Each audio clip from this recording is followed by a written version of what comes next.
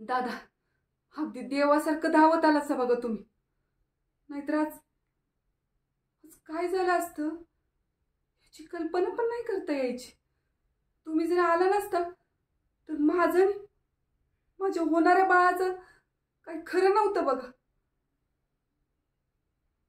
देवानं तुम्हाला माझ्या भावाच्या रूपातच धाडलं म्हणायचं. तसं माझं पण चुकलंच म्हणा. इकडे तिकडे न बघता फोनच्या नादात मी पुढंच निघाली. दादा, आज तुम्ही एक नाही दोन जीव वाचवलं.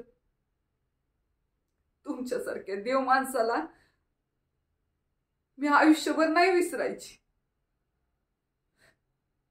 तुमचं लय उपकार आहे ते बघा माझ्यावर. तुमचं उपकार असं बोलून नाही फिटायचं. दादा, तुम्ही माझ्या बाळाला, तुमच्या होणाऱ्या भाच्याला वाचवलं. तेव्हा बाळाचं मामा म्हणून त्याच्या बारशाला तू यायचंच. येशील ना?